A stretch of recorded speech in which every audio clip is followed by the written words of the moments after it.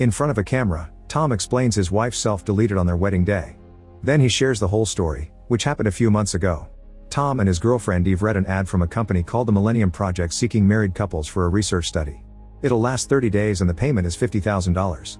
Eve points out Tom would have enough time to finish his book and the money would allow them to finally start a life together.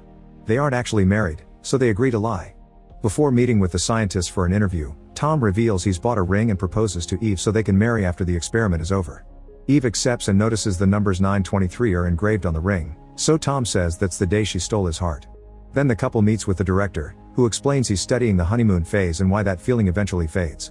He also mentions that statistically more marriages will fail because only special relationships can outlast biology. The director used to be married, but unfortunately his wife died when she was young. It was her death that inspired him to do the study. Tom and Eve lie and say they've been married for a month, then they're interviewed separately. The contrast among their answers is quite clear, but they also show love for each other. Sometime later all the couples chosen for the study are gathered at the facility. Tom is clearly nervous, and while he's still sure he wants to do this, he mentions they should have a safe word in case either of them want to abandon the experiment at any time. Eve agrees and they choose 923 as their safe word. Then the director announces the start of the experiment and the couples are split by making the men and women leave through different doors. Then Eve is given an injection that puts her to sleep. When she wakes up, she's on a bed with Tom and both are wearing the clothes assigned by the company. She wakes Tom up too and they explore the house together, getting surprised when they see a hologram in the living room. This is the mediator, who allows a scientist to check on them without skewing the results of the study. She asks them to put on a pair of headsets that record their brain waves whenever they discuss the experience. After testing it with a simple question, the mediator tells them she can be reached at any time through the device on the table and disappears. Now the couple is free to explore the house. They find an old record player and play some music to dance and sing in the living room. They check the kitchen and find a futuristic dispenser that brings them any food or drink they ask for. They also unpack the only bag they were allowed to bring. Since they'll be spending Christmas in the house, they've bought gifts for the occasion. Eve has also brought cookies that were spiked with uppers in Tom's notebook so he can keep working on his novel. There are cameras everywhere, but sadly their phones have no signal in the house. There's also a very nice office for Tom to work in peace. In the evening, they ask the dispenser for a bunch of things just for fun. Then they light up the fireplace and bring some champagne to the couch to watch a movie on the screen that rises from the coffee table. Afterward they go to the bedroom and cover the camera with their clothes so they can get naughty. Eve reminds Tom to wear protection, and once they get going, Tom is rougher than usual. After they're done, Eve is quite shaken, so Tom apologizes and comforts her. On day 3, the couple is watching a movie in which the protagonist gives birth. Seeing the baby on the screen inspires Tom to say they should have one, but Eve immediately rejects the idea because she doesn't think they're parent material. On day 11, they decide to try the spiked cookies. She immediately bites one, but Tom is hesitant even though he's tried it before. To help him relax, Eve goes to prepare some drinks, and when she comes back she finds Tom chewing. When the effect kicks in, the couple decides to play hide and seek, and when Eve chooses a random room, she pushes the door so hard that she makes a hole in the wall. She hides behind the boxes for a while but ends up coming out, so Tom jump scares her. Then it's Tom's turn to hide, and while Eve counts, she hears a weird noise followed by someone yelling for help. She rushes to the entrance and is shocked to see one of the other wives from the project crying and desperately asking to be let in because her husband is trying to kill her. Eve tries to open the door but it's locked, so she starts waving at the camera and yelling for help too.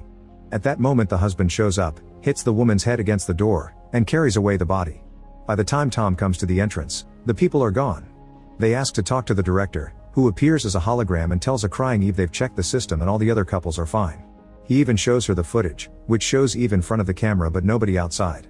Tom admits to the director that they consumed some uppers, so they conclude that caused a hallucination. However, Eve can't sleep that night because she still feels it was real. The next day Eve takes some medicine for her headache and throws away the remaining cookies. Tom asks for a little naughty time, but Eve turns him down and asks him to work on his book. Afterward they sit at the table and Eve gets to work on her designs, but Tom isn't writing anything. Instead he brings up the subject of having children again, ignoring Eve's request for silence. She snaps and starts pointing out all the issues they have to solve in their lives before even thinking about babies, like the fact he wants to live off his writing but he hasn't written anything since the study started. Eve promises that if he finishes his book, then they can consider a family at all. Feeling hopeful, Tom goes to the office to write. Moments later Eve visits Tom at the office and shows him the cover she's designed for his book. Tom admits he hasn't made any progress, which Eve finds weird because usually he couldn't go a day without writing. He starts to doubt if this should be his career, but Eve encourages him not to give up on his dream and mentions she fell in love with his passion. Afterward Eve goes to bed, but on her way to the bedroom, she hears a voice saying don't trust Tom. When she turns around she's startled by Tom, who asks her to spend the night getting naughty. However, Eve now feels weird and decides to go to sleep. On day 14, Eve is looking at some pictures of them and Tom mentions he loved that trip. However, Eve points out it was a design exercise and she added him in with Photoshop. Tom wonders if she's okay because she hasn't been wanting to get intimate lately, but Eve assures him she's just not in the mood.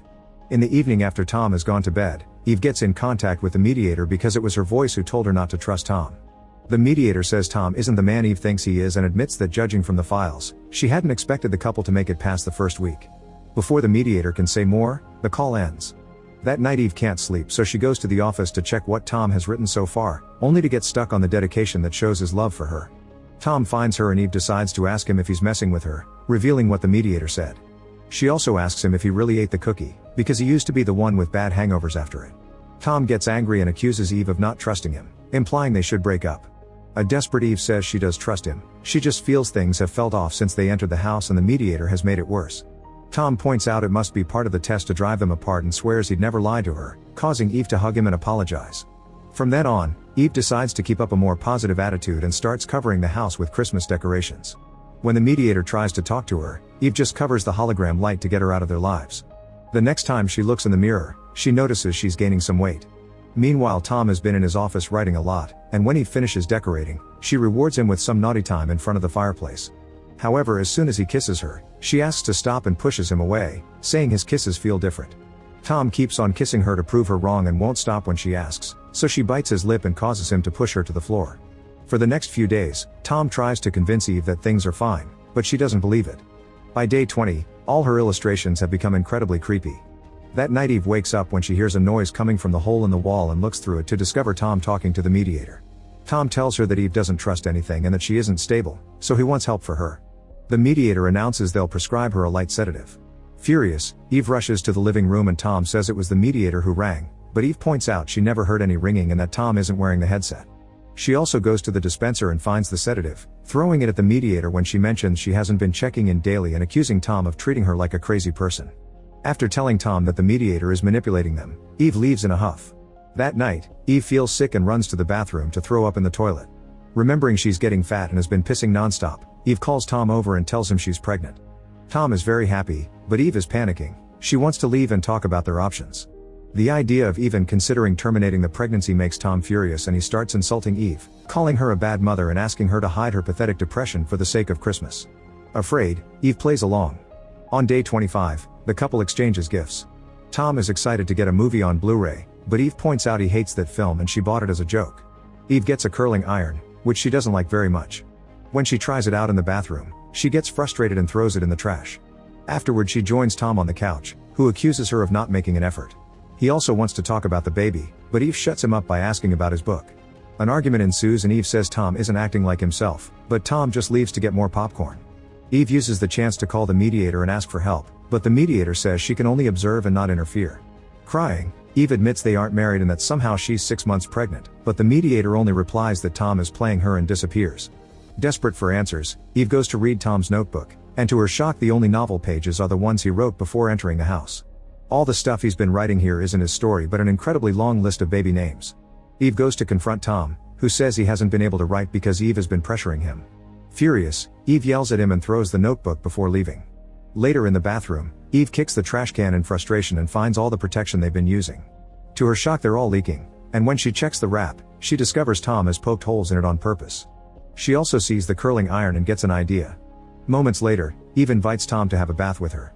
She keeps filling his glass with wine as they play Never Have I Ever and Tom gets it wrong when Eve says they've never been married. She admits that she knows about his forcing her to get pregnant and mentions 9/23 multiple times, but Tom doesn't get it.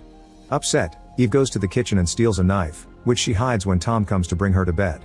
In the bedroom, Eve hides the knife under the pillow and tries to sleep, but Tom starts touching even though she keeps pushing his hands away. Tom reminds her that they're married and she should fulfill her duties as a wife, so Eve cuts his arm with the knife before trying to run. Angry, Tom grabs her by the hair and throws her on the bed, but Eve kicks him and runs to the bathroom, locking the door. Then she grabs the curling iron, which has been warming up all this time, and inserts it into her private area. The pain is unbearable and she can't go deep enough to kill the baby like she wanted. A furious Tom breaks the door glass and rushes in, throwing the iron into the bath and causing the power to go out. Then he threatens Eve, if she ever tries to hurt the baby again, he'll kill her. Soon the power is restored and the director appears to end their stay since obviously they're failing. Terrified of Tom's reaction, Eve assures him that she's fine, so the director allows them to stay as long as Eve takes her sedatives. When Eve asks what happened to the mediator, the director says she was fired. Later, Tom surprises Eve with a special dinner but doesn't let her a knife to cut her food. In fact, all the kitchen knives were hidden. Then he forces her to dance with him and Eve asks where the real Tom is, since this is obviously not him. Tom ignores the question and kisses her, so Eve uses the chance to stab him multiple times with a fork.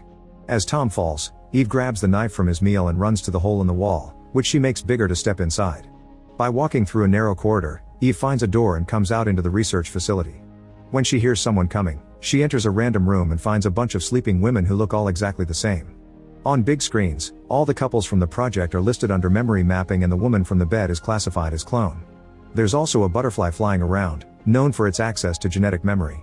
At that moment, Eve is found by guards and the director, who admits he cloned Tom and the real one is being used to finish filling the gaps in the clone's memory. It used to be impossible to map brains, so he started this experiment to work with multiple clones at the same time and perfect the technique. Eve wants to see the real Tom, and when the director refuses, she wakes up one of the women and holds her hostage at knife point. It turns out the director has cloned his wife and is trying to perfect the technique to bring her back for good. He's also been using the mapping of her brain as the mediator. Following Eve's threats, the guards drop their weapons and throw one at her, then a guard goes to fetch Tom. While the director tries to talk to his wife, Eve realizes the woman doesn't know she's a clone and tells her the truth. Heartbroken, the wife tells the director that she doesn't love him anymore. Then the guard comes back with Tom, who finally reunites with Eve. As they hug, Eve opens fire and kills the director, the wife clone, and all the guards. Then the couple tries to escape, but when they get to the corridor, they find another Tom and both men accuse the other one of being the clone. They're both bleeding, so Eve kisses the one next to her and feels something is wrong. As she steps back, both Toms say 923 and start listing all the things they know about her. Eve doesn't know who to shoot, so instead she threatens to kill the baby. A Tom tells her to do it while the other says she shouldn't, so Eve kills the Tom who said no. Suddenly Eve starts bleeding down there and Tom has to carry her out. The couple escapes but Eve loses the baby. When 923 comes, they get happily married. During the honeymoon, they start getting intimate, but Eve freaks out when she sees the wrap and notices this one was poked too. She tries pushing Tom off, but he grabs her by the neck and chokes her to death while saying he loves her. When he realizes what he's done, Tom tries to do CPR to no avail. To cover his crime, he uses some rope to make it look like she did it to herself. Back to the Tom telling the story in the present, he cries as he says he doesn't understand why Eve did it since he was the perfect husband. Make sure to subscribe and turn on notifications so you can watch more videos like this. Thanks for watching.